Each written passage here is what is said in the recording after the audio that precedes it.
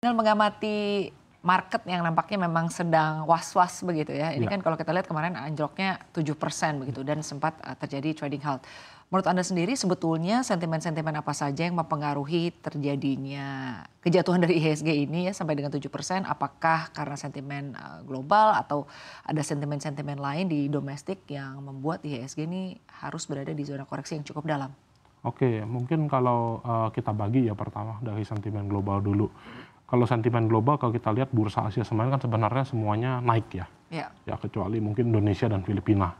Nah, jadi mungkin dari hal itu bisa kita simpulkan yang dengan mudah adalah sentimen domestik itu lebih berperan dibandingkan sentimen global. Karena untuk Asia overall sentimen globalnya itu positif. Jadi berada di zona hijau justru ya kalau kita lihat bursa Asia.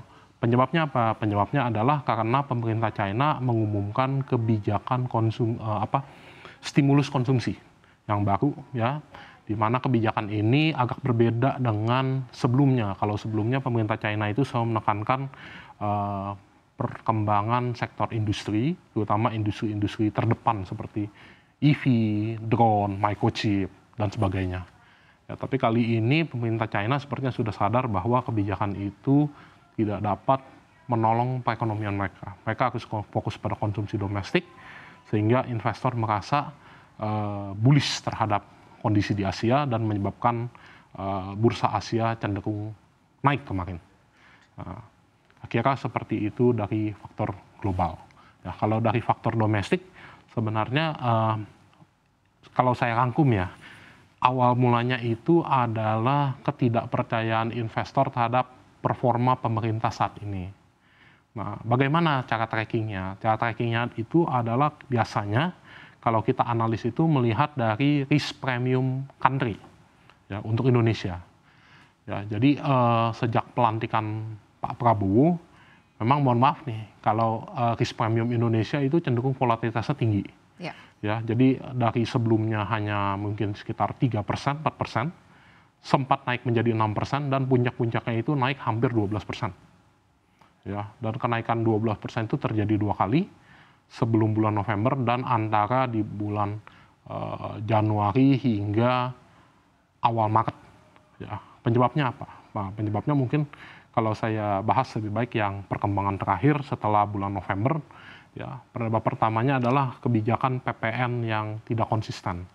Ya kan, tadi awalnya itu kan di bulan Desember itu PPN itu katakan mau naik, tapi sepertinya suara-suara dari berbagai lembaga pemerintah itu tidak seias kata, ada yang mau naik, ada yang tidak, dan pada akhirnya Pak Presiden memutuskan untuk tidak menaikkan PPN di hari terakhir ya tahun 2024. Nah, walaupun dari sisi misalnya kita lihat real sector mungkin tidak akan membebani konsumen, tetapi dari sisi investor, terutama investor pasar keuangan, melihat ini sebagai kebijakan yang inkonsisten dan red flag buat mereka. Sehingga waktu itu risk premium Indonesia naik dari 6% jadi 12%. Nah, dampaknya apa risk premium Indonesia menjadi dari kenaikan tersebut? Misalnya, ya, kalau saya mau invest di saham blue chip seperti BCA, Telkom, atau misalnya Bank Mandiri, ya, berarti ekspektasi keuntungan saya itu adalah risk premium tersebut 12% ditambahkan dengan yield soon. Ya, mungkin waktu itu yield soon berada di antara sekitar 7%. Ya, berarti saya kalau mau invest di saham-saham blue chip tersebut, saya akan berharap return minimal itu 17-18%. Tujuannya apa? Untuk mengkompensasi risiko saya. Nah, jadi itu sebenarnya bukan berita buruk yang paling utama. Ya, jadi kalau investor asing melihatnya seperti itu, ya, investor domestik juga terutama besar-besar juga melihat seperti itu, maka buat mereka IHSG itu tidak lagi menarik. Ya, bahkan kalau kami ya waktu itu ketemu dengan berbagai klien-klien yang besar ya di sini, ya mereka bilang secara terus terang bahwa mereka di bulan Januari itu tidak mempertimbangkan saham sebagai instrumen investasi untuk tahun ini. Ketika ditanya apa nih yang sebenarnya menurut Bapak lebih baik, ya Bapak atau Ibu lebih baik, jawaban mereka adalah ya mungkin buat kami lebih mending kami investasi di corporate bonds dibandingkan dengan di saham. Kenapa? Paling enggak dari sisi resiko lebih rendah, return lebih pasti. Gitu. Jadi memang suasananya itu sudah bukuk sejak awal tahun. Nah, ditambah lagi ada berbagai peristiwa baik ekonomi maupun non ekonomi. Ya, kalau ekonomi ada dua faktor. Yang pertama adalah konsumsi kita yang melemah, terutama akibat kebijakan efisiensi. Iya. Ya, kalau saya ngobrol dengan banyak pelaku usaha, ya itu sudah mulai terasa, termasuk dari bidang pengadaan untuk keperluan pemerintah, ya bahkan dari sisi PNS juga sempat ada ketidakpastian ya sebenarnya nasib mereka akan seperti apa. Lalu yang lebih penting lagi adalah ketika saya menggunakan indeks penjualan retail dari Bank Indonesia. Ya, biasanya ya di tahun baru dan juga menjelang Lebaran itu ada kenaikan konsumsi paling tidak dari pembelian baju dan makanan. Ya, untuk menyambut Lebaran. Ya, tetapi yang terjadi adalah konsumsi tersebut cenderung flat. Jadi, atau bahkan mungkin terjadi penurunan ya di tahun ini. Bahkan untuk baju terjadi penurunan.